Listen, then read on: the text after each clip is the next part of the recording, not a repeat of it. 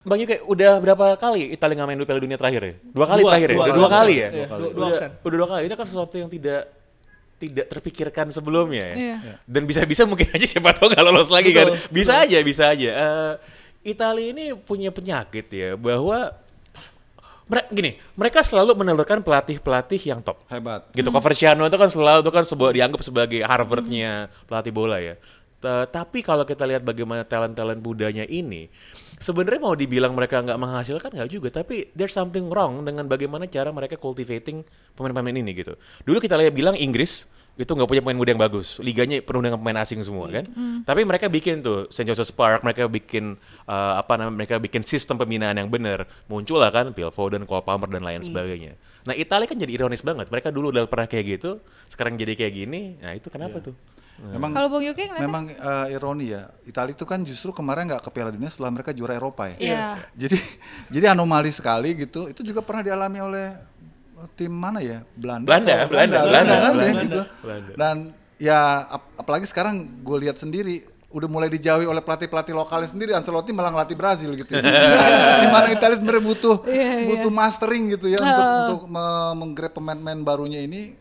Justru malah Spalletti yang pegang tim ini. Terus gue lihat materi pemainnya juga emang agak ada yang jadi figur kuat gitu, figur sentral. Misalnya terakhir kan boleh dibilang masa Italia kan zamannya Totti, Pirlo itu kan Udah lama loh itu ya. Iya. Udah lama itu. 2006 itu dan Iya, hampir satu dekade berarti kan hilang kan. Iya. Terus kemarin sempat muncul ya ketika juara Eropa, tapi itu pun juga juara Eropa setengah mati juaranya kan harus lewat titik putih juga gitu. Karakter Italia itu memang agak sedikit konservatif ya, nggak bisa diubah. DNA mereka memang begitu. Tapi mereka perlu goal getter yang memang yang bisa mengkonversi dari daya tahan mereka bertahan. Ketika daya tahan bertahan mereka itu udah superior, tapi mereka nggak bisa klinis di depan, ya lama-lama jebol juga. Tapi masalahnya sekarang adalah di belakangnya sendiri gak kuat, di depannya sendiri Iya. mandul. Iya, itu dia masa. Apa namanya? Gue lihat Barella, kemudian di belakangnya Donnarumma ya kiper ya. Bastoni. Bastoni. Nggak ada figur yang kuat gitu. Di depannya siapa lagi? Praktis hilang.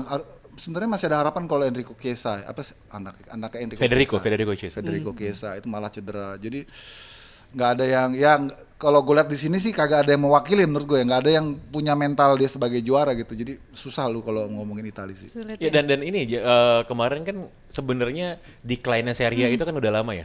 Sebagai sebuah kompetisi top itu kan udah lama, udah 10 tahun lebih lah 90-an lebih. bahwa mereka bukan lagi kompetisi nomor 1 atau nomor 2 di Eropa gitu. Nah, di sini menarik untuk melihat korelasi antara liga dengan tim nasional ya. Dengan tim nasional. Iya kan. Karena ketika dulu Italia 90-an, 2000-an awal itu berjaya ya, mereka berulang kali masuk ke final turnamen besar gitu. Itu kan juga kompetisi liganya oke. Pemain lokalnya bagus. Bisa attracting pemain-pemain top Eropa, pemain top dari dunia lain yang buat main di sana gitu. Itu kan nggak lagi kayak gitu. Iya. Sekarang kita lihat ya Italia ya pemain yang udah mungkin terpinggirkan di Inggris, Iya. ya baru pindah ke sana gitu. Atau pemain yang baru mau nyari nama dari Skandinavia, masuk Serie A dulu, baru pindah ke Spanyol, pindah ke Italia gitu. Nah ini pasti sedikit banyak pasti ada korelasinya sama performa tim nasionalnya.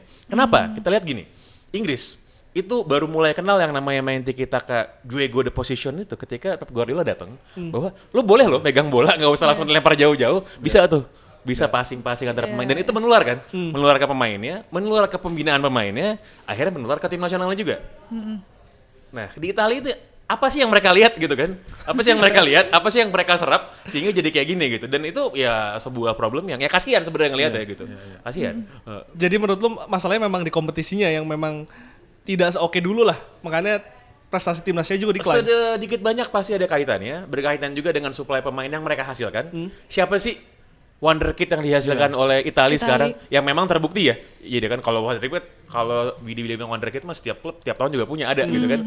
Tapi kan harus bisa tahan lama, harus bisa punya impact di lapangan, harus bisa mengontrol permainan timnya juga. Nah, itu kita nggak pernah lihat selama ini. Coba ada nggak top of your mind gitu? Ada nggak pemain Italia yang kira-kira nggak ada, Mas? Nggak ada. Jadi emang generasi sepak bola di setiap negara itu kan memang beda-beda ya. Jadi ada kalanya mereka bisa sustain cukup lama, tapi ada juga yang harus mendem lama sekali, kayak misalnya Jerman sebelum juara 2014 itu kan tidurnya lama sekali tuh. Iya. Terus mereka build up ataupun mereka build sebuah akademi ataupun juga apa namanya ya istilahnya pembangunan dari semua pelatih-pelatih itu di sana dibiayai oleh federasi untuk mereka sekolah tinggi, kemudian mereka melatih pemain-pemain baru yang ya dari nol lagi gitu. Baru mereka jadi juara dunia 14 tahun setelah mereka hancur-hancuran tuh di Belanda tahun 2000. Jadi memang itu fase yang nggak mudah. Tapi setelah itu dia dapat mereka dapat momentum untuk bagaimana mengenerate pemain-pemain baru karena mereka sudah punya modal Fondasi. gitu. Iya, Nah, itu iya. dia, dan sekarang kan Jerman pemain-pemainnya udah secara individu udah di mana-mana gitu ya. Itu kan bukti bahwa memang untuk membuat siklus yang bagus, modern gitu ya Italia harus berubah.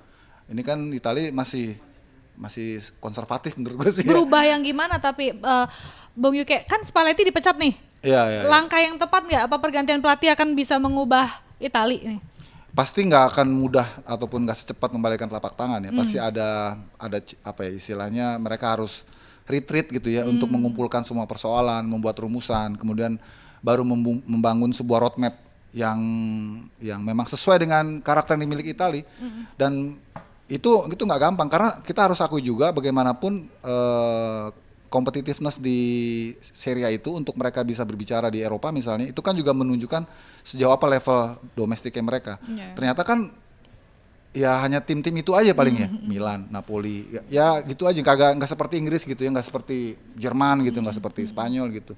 Jadi faktor ekonomi juga penting karena Italia kan tadi Pange sempat sebut masa lalu mereka luar biasa ya, pemain-pemain top mana yang nggak pernah datang ke sana. Tapi itu kan era dulu sebelum krisis ekonomi terjadi ya, dan itu sangat terasa saat itu Pange Inggris malah jauh di belakang malah. Jauh. Tapi ya itu dia karena basic ekonomi itu juga mempengaruhi dari daya beli, kemudian environment segala macam. Ya itu akhirnya sekarang Italia tertinggal gitu.